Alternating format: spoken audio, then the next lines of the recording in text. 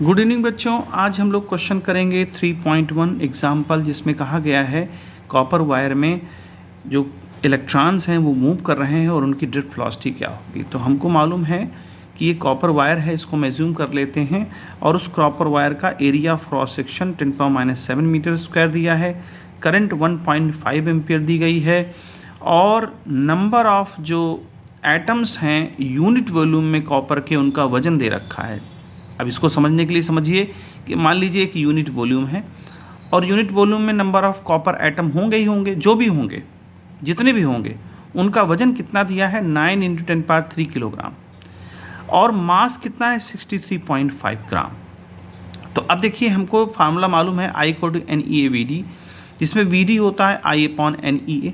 अब यहाँ हमको N पता करना है। N है number of free electrons unit volume में। तो देखिए, इसके लिए मैथमेटिक्स हमको लगाना पड़ेगा। तो देखिए कैसे करेंगे इसको।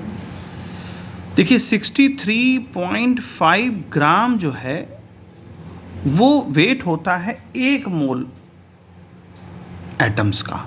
63.5 ग्राम होता है वो 63.5 gram is the weight of 1 mole atom. ये हमको मालूम है, मोल कॉन्सेप्ट में पढ़ा है आपने कि जो उसका एटॉमिक मास होता है वो 1 मोल एटम का एटॉमिक मास होता है। तो देखिए 1 ग्राम में कितना होगा, तो 1 × 1 मोल में कितने सारे एटम्स होते हैं, तो होता है 6.023 × 10⁻23। ये हमारे नंबर ऑफ मोल्स होते हैं। इसको हम 6 भी मान सकते हैं, कहीं कहीं 6 भी लिख सकते हैं, और डिवाइड बाई क्या हो जाएगा 63.5 ग्राम। लेकिन हमको तो क्या चाहिए, हमको इतने किलोग्राम में चाहिए। अब ये किलोग्राम को ग्राम बनाना पड़ेगा, तो 9 × 10⁻6 कर दीजिए, किलोग्राम से ग्राम बनाएंगे, क्योंकि यूनिट वॉल्यूम में हमको चाहिए ना नंबर ऑफ इलेक्ट्रॉन्स जो कंडक्टिंग इलेक्ट्रॉन्स हैं। और ये क्वेश्चन में कहा गया है कि एक एटम एक ही इलेक्ट्रॉन डोनेट कर रहा है। तो देखिए इतने ग्राम में हमारे पास कितना जो है एटमों का आ जाएगा वेट, तो इसको 9 × 10⁻6 × 6.023 × 10⁻23, सिंपल मैथमेटिक्स लगाना पड़ेगा 63.5। अब इसको सॉल्व कर लेंगे और सॉल्व करने के बाद इसका लगभग आ जाएगा 8.5 × 10⁻28 आइटम्स यूनिट वॉल्यूम में, क्योंकि हम इन्हीं आइटम्स को निकालना चाह रहे थे, क्योंकि यहाँ जो n दिया गया है ये नंबर ऑफ इलेक्ट्रॉन्स हैं और हमने उस क्वेश्चन बताया कि हर एटम एक इलेक्ट्रॉन डोनेट करता है।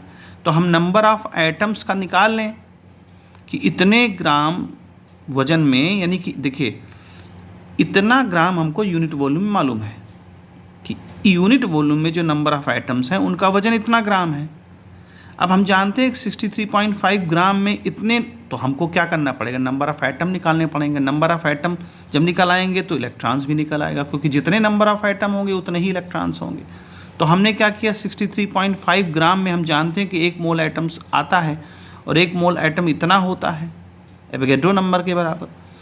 तो इतने किलोग्राम में, यानी इतने ग्राम में कितने सारे एटम्स होंगे, तो इतने सारे एटम्स होंगे और यही एटम्स क्या होंगे, नंबर ऑफ़ फ्री इलेक्ट्रॉन्स, जो हम यहाँ वैल्यू पुट करेंगे। तो I की वैल्यू 1.5 हो जाएगी और नंबर ऑफ फ्री इलेक्ट्रॉन्स हमारे 8.5 निकल ही आए हैं और इलेक्ट्रॉन का चार्ज हमको मालूम ही है कितना होता है, और एरिया ऑफ क्रॉस सेक्शन हमको दे रखा है 10⁻⁷।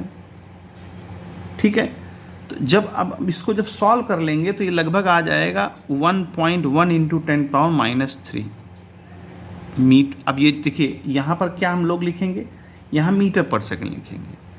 अब NCERT में क्या दिया है, इसको राउंड ऑफ कर दिया है, या इसको राउंड ऑफ ना करिए, ये 1.1 मिली मीटर पर सेकंड। ठीक है, तो ये बात आपको समझ आ गई होगी। अच्छा, तो दूसरे पार्ट में क्वेश्चन में कहा गया है कि आपको कंपेयर करना है। क्या कंपेयर करना है, कहता है कि compare the drift speed obtained and it's above with the thermal speed of the copper atom.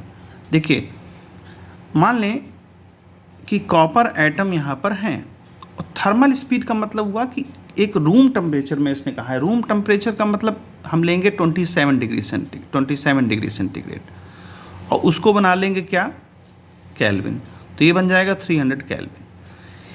जो ड्रिफ्ट वेलोसिटी है उसका कंपेरिजन करना है जो एटम है यहाँ पर उनकी थर्मल स्पीड, यानी कि जो देखिए थर्मल स्पीड का मतलब देखिए इस टेम्परेचर पर जो उनकी वाइब्रेशन कर रहे हैं, जो वाइब्रेशन की जो स्पीड है, क्योंकि थर्मल टेम्परेचर पे वाइब्रेशन करेंगे एटम्स, तो जो थर्मल टेम्परेचर पर वाइब्रेशन की स्पीड है उसको कंपेयर करना है किससे, ड्रिफ्ट वेलोसिटी से। तो देखिए क्लास 11th हम लोगों ने फार्मूला पढ़ा था कि काइनेटिक एनर्जी जो होता है वो 3/2 K × T होता है। यहाँ K क्या है, बोल्ट्जमैन कांस्टेंट है।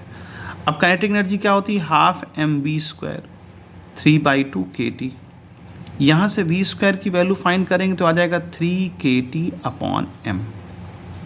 ठीक है, अब हमको m पता करना पड़ेगा। m क्या है, एक एटम का मास। तो एक एटम का मास कैसे फाइंड करेंगे, तो यहाँ इसको देख लेते हैं।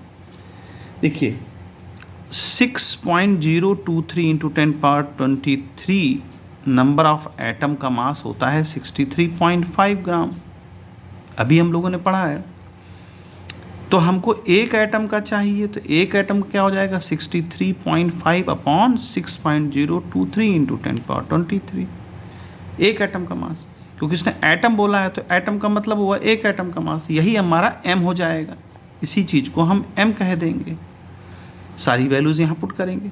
तो अब v² की वैल्यू 3 और k हमारा बोल्ट्जमैन कांस्टेंट होता है, तो बोल्ट्जमैन कांस्टेंट की हमको लिखनी पड़ेगी, उसकी होती है 1.38 × 10⁻23 -k, और टेम्परेचर हो गया 300।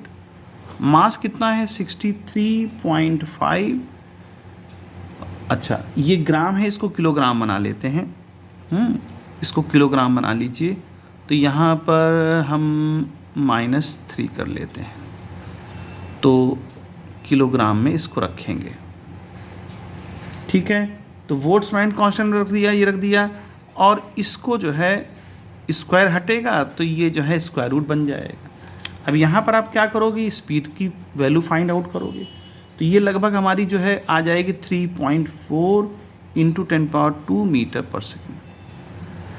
अब NCERT में क्या है कि यहाँ पर NCERT में क्वेश्चन का जो आंसर है वो डिफरेंट है। वो क्या दे रखा है 2 × 10⁻2 + 2 मीटर/सेकेंड।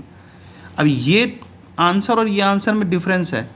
इस आंसर को लाने के लिए अगर ये आंसर आपको लाना है NCERT के अकॉर्डिंग, तो यहाँ 3 को हम नेगलेक्ट करेंगे, है ना। मैथमेटिक्स में इसको देखा गया है कि अगर आप इसको 3 को नेगलेक्ट कर देंगे तो ये आंसर आ जाएगा, तो वहाँ पर उन्होंने 3 को नेगलेक्ट कर दिया है।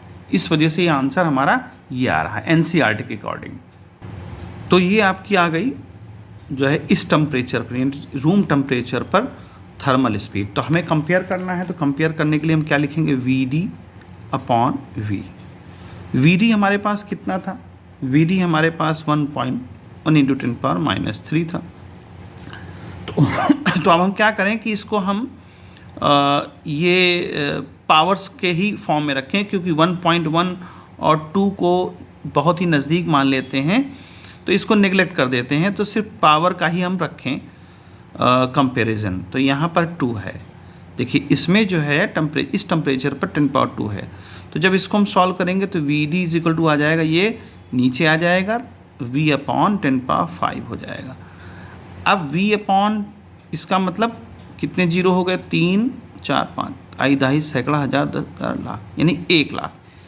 यानी कि जो ड्रिफ्ट वेलोसिटी है वो ड्रिफ्ट वेलोसिटी किसके बराबर है, थर्मल स्पीड के। लेकिन थर्मल स्पीड जो हमारी है वो ड्रिफ्ट वेलोसिटी का 1,00,000वां हिस्सा है, यानी कि जो इसकी स्पीड होगी ड्रिफ्ट वेलोसिटी की, उसका 1,00,000वां जो हिस्सा होगा वो थर्मल स्पीड होगी एक एटम की। अच्छा, यहाँ पर हम लोगों ने क्यों इसको किलोग्राम कर लिया, क्योंकि जो हम लोगों ने जो ये कंपेरिजन करने जा रहे हैं ये MKS सिस्टम में है और ये ग्राम में था, तो हमको इसलिए यहाँ पर ग्राम से किलोग्राम बनाना पड़ गया है, तो इसलिए हम ये कंपेयर कर पा रहे हैं। अब दूसरा कंपेरिजन उसने पूछा है बी पार्ट के सेकंड, ये तो फर्स्ट बी पार्ट का ही ये वाला फर्स्ट पार्ट था कंपेरिजन वाला, यहाँ से है ना, कंपेरिजन में फर्स्ट पार्ट था, और सेकेंड पार्ट पूछा गया है कि इलेक्ट्रिक फील्ड जो प्रोपेगेट होती है उसका कंपेरिजन दिखाना है ड्रिफ्ट वेलोसिटी से, यानी drift velocity upon electric field की वेलोसिटी। तो देखिए अब ड्रिफ्ट वेलोसिटी हमारा क्या है, हमने एक पे सिर्फ पावर ले रखी है तो 10⁻³ जो इलेक्ट्रिक फील्ड की जो स्पीड होती है वो स्पीड ऑफ लाइट से हम उसको सेम मानते हैं, तो 3 × 10⁸, यानी हम क्या लेंगे, सिर्फ 10⁸ का कंपेरिजन यहाँ करेंगे। अब जब ये ऊपर जाएगा तो क्या बन जाएगा, 10⁻11 × VE। इसका मतलब क्या हुआ, जो ड्रिफ्ट वेलोसिटी है वो इलेक्ट्रिक फील्ड की जो स्पीड है उसका 10⁻11 टाइम्स होती है। तो यहाँ पर बहुत कुछ मैथमेटिक्स लगी हुई है, तो आप इसको देख लें और समझ लें। उम्मीद है कि आपको समझ में आया होगा। अगर समझ में आया है तो इसको लाइक करें।